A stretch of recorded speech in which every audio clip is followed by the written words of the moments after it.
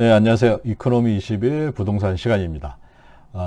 오늘은 국민연금에 대해서 알아보는 시간을 갖도록 하려고 하는데요. 국민연금이라는 게 이게 정부가 직접 운영하는 공적연금이니까 그 내용 중에는 노령연금, 장애연금, 유족연금, 사망일시금 등 이것들을 포괄하는 개념입니다. 60세가 넘어서 수령하는 우리가 보통 얘기하는 국민연금, 이것의 정식 명칭은 노령연금입니다.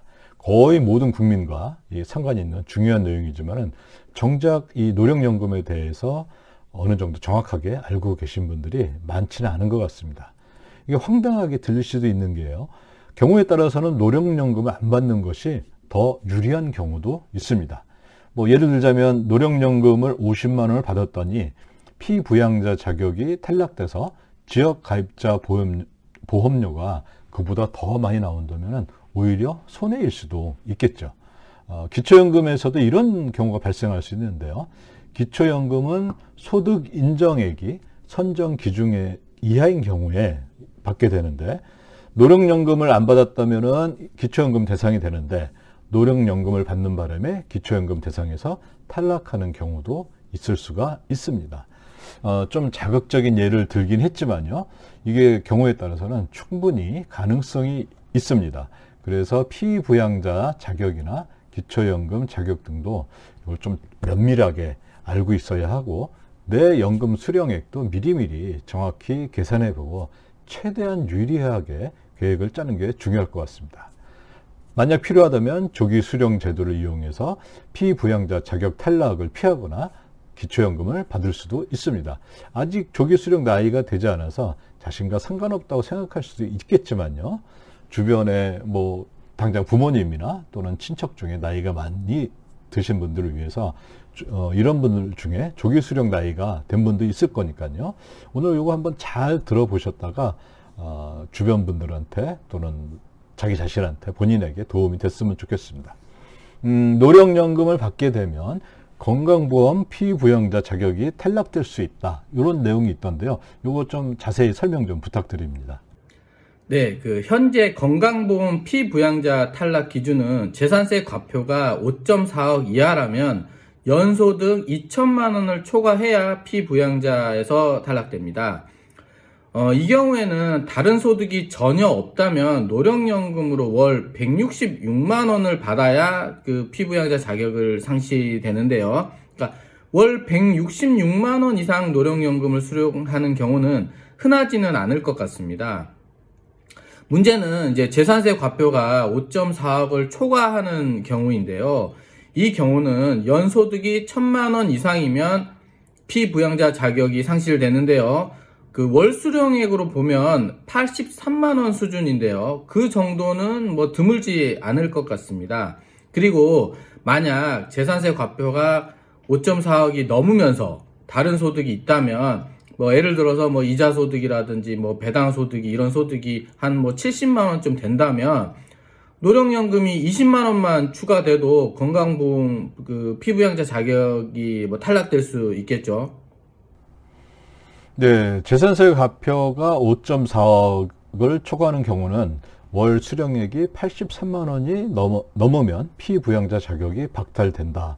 중요한 내용인 것 같습니다. 다른 소득이 있는 분은 노령연금과 합산해서 83만 원 이상 되는 경우는 이게 이렇게 드문 경우는 아닐 것 같은데요. 그런데 만약에 이 피부양자 자격이 탈락되면은 건강보험료는 얼마나 나오는 건가요? 그걸 좀 한번 비교해 봐야 될 것 같습니다. 네, 그 재산 규모나 소득 규모에 따라 당연히 이제 다 다를 텐데요. 재산세 과표가 한 6억, 그 소득 한 1,000만 원 정도로 제가 지역보험료를 계산해 봤더니 23만 원 정도 나오더라고요. 그 단순하게 비교해서 만약 국민연금을 20만 원을 받는 바람에 피부양자 자격이 이제 탈락해서 건보료가 23만 원 이상 나온다면 차라리 안 받는 게 나을 수도 있겠죠. 그 작년에 건강보험 피부양자 자격 기준이 강화되면서 이런 부분이 더 현실에 와닿게 되었는데요. 그래서 최근에는 그 조기 수령 제도에 대해서도 이제 관심이 많아지고 있습니다. 그 조기 수령을 5년 빨리 할 경우 30% 정도 감액해서 수령을 하는데요. 예를 들어서 60만 원 정도 노령연금을 수령하는 분이라면 5년 먼저 받게 되면은 30% 줄여서 42만 원을 이제 받게 되는데요. 그러면은 월 수령액이 18만 원 정도 줄어드는데요. 만약 이분이 피부양자를 탈락할 경우 내는 건강보험료가 이 18만 원보다 많다면 월 수령액만 비교해도 조기 수령이 이익이잖아요. 그런데 이제 월 수령액만 비교하면 안 되는 것이 5년 조기 수령하게 되면 월 수령액이 30% 줄어드는 대신에 5년간 연금을 더 받게 되는 셈이잖아요. 그러니까 그럴 경우 60만 원씩 5년이니까 3,600만 원을 더 받는 것이거든요. 그러니까 단순히 월 수령액만 비교해도 이익인데 3,600만 원까지 더 물어주는 꼴이니 조기 수령을 안 할 이유가 없겠죠. 물론 위의 경우에 그렇다는 것이고 자신의 재산에 따른 건강보험료나 다른 소득 등을 다 따져봐서 이제 정확하게 계산을 해봐야겠지만요. 네, 조기 수령제도를 이용하면은 이게 5년 빨리 또는 5년을 더 받게 되는 셈인데요. 그 반대 급부로 월 수령액을 30% 줄여서 지급을 한다. 그런데 이 30% 줄어든 덕분에 피부양자 자격이 유지가 된다면은 월 수령액 비교로도 이익이고 또 5년치 연금을 보너스로 더 받는 이런 느낌인 것 같습니다. 이거 아주 매우 중요한 내용이니까 각자 국민연금 이런 홈페이지 가셔서 한번 계산을 해 보시면은 아주 큰 도움이 될 것 같습니다. 그런데 조기 수령을 만약에 신청하고 싶다. 그러면 어떤 조건이 있을까요? 네, 지금은 연금 제도가 이제 개편 중입니다. 과거에는 60세부터 노령연금을 수령하고 55세부터 조기 수령하는 형태인데요. 지금 이제 출생 연도별로 조금씩 연금 수령 나이를 뒤로 밀고 있습니다. 그러니까 개편이 완료되면 최종적으로는 정상 수령은 65세, 조기 수령은 60세로 바뀌게 되는데요. 그러니까 67년 출생 이후부터는 65세의 노령연금을 수령하고 조기 수령은 60세라고 생각하시면 됩니다. 올해는 64년생이신 분이 이제 생일이 지나면 조기 수령이 가능해집니다. 네, 현재는 출생 연도별로 노령연금 수령 나이가 다르다 이런 말씀인 것 같습니다. 어쨌든 67년생 이후부터는 모두 65세부터 노령연금 정상 수령이 가능하고 만약에 조기 수령을 한다면은 60세부터 가능하다. 올해는 또 64년생이 조기 수령이 시작되는 해다. 이 정도만 알고 계셔도 자세한 내용은 또 나중에 또 다시 올려드리도록 하겠습니다. 64년생, 65년생 분들은 당장 요거 알아야 될 올해부터 적용되니까요. 내용 같은데요. 이 나이 외에 또 다른 조건이 있나요? 네, 노령연금 가입 기간이 10년 이상이어야 하는데요. 이 부분은 이제 만약 부족하면은 추납 제도를 활용해서 부족한 기간을 채우면 되고요. 근데 대부분 10년 이상일 테니까요. 문제가 되지 않을 것 같고요. 소득 기준이 있습니다. 그러니까 국민연금 가입자 전체의 최근 3년간 평균 소득이 기준인데요. 그러니까 2022년 기준으로 월 268만 원입니다. 그러니까 월 소득이 268만 원을 초과하면 조기 수령이 안 됩니다. 그러니까 소득이 월 268만 원 이하인 경우에 조기 수령이 가능하다. 이것도 꼭 기억해 두셔야 될 것 같습니다. 그리고 이 노령연금이 기초연금 수령에도 영향을 미친다고 하던데요. 이거는 또 어떤 내용인가요? 네, 현재 기초연금은 만 65세 이상 중에서 이게 소득 인정액 이하인 경우 월 30만 원을 지급하는 형식인데요. 그러니까 2023년 기준으로 소득 인정액은 단독 가구는 202만 원, 부부 가구는 323만 원인데요. 그러니까 기준이 200만 원이 넘기 때문에 노령연금 수령액이 기초연금 수급에 영향을 미치지 않을 것 같은데요. 이제 그렇지가 않습니다. 그러니까 앞서 이야기한 건강보험 피부양자 자격을 따질 때와 비슷하게 생각하면 되는데요. 그러니까 소득 인정액도 재산과 소득을 같이 합산하고요.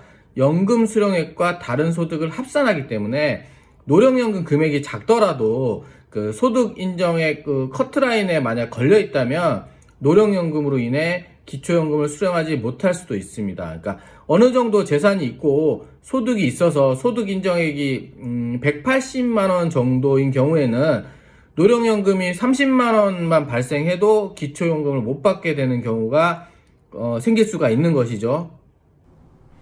네, 그러니까 기초연금 수급자 요 판단을 할 때 소득 인정액을 기준으로 하는데 이때도 가지고 있는 재산이나 다른 소득과 합산하기 때문에 노령연금 수령액이 많지 않아도 영향을 줄 수 있다. 이런 내용인 것 같습니다.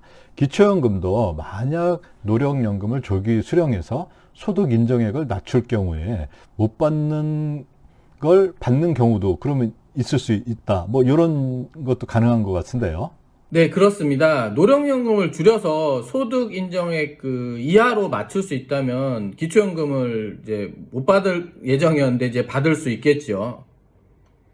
물론 이제 각자의 재산의 그 월 소득액 등에 따라서 경우의 수가 다양해서 조기 수령이 무조건 좋다 이렇게 이야기하기는 어렵습니다. 그렇지만 앞서 뭐 예를 든 경우에는 조기 수령으로 월 18만 원 정도 수령액을 줄임으로써 건강보험에서 23만 원, 그 기초연금에서도 30만 원이 유리해지니까 그 월 수령액만으로도 뭐 35만 원 정도 이익인 셈인데요. 게다가 5년간 먼저 받게 되는 그 3,600만 원까지 감안하면 앞서 예를 든 경우라면 조기 수령을 선택해야겠죠. 네, 기초연금과 피부양자 자격에 전혀 영향을 끼치지 않는 경우에는 조기 수령과 정상 수령을 비교해 보면은 만약에 80세 사망 요거를 가정했다. 그러면 유불리가 없어진다고 합니다. 현재 60세의 기대 수명을 고려하면은 남성은 평균 83세, 여성은 88세를 사시기 때문에 통계적으로 볼 때 정상 수령이 더 유리한 거는 사실입니다. 하지만 건강보험료와 기초연금에 조금이라도 영향을 끼친다면 조기 수령이 더 유리해질 수 있을 것도 같습니다. 오늘 얘기를 들어보니까 노령연금이 피부양자 자격과 기초연금에 미치는 영향이 상당히 큰 거 아닌가 이런 생각이 드는데요. 노령연금은 일반적인 소득과 성격이 다르다고 생각합니다.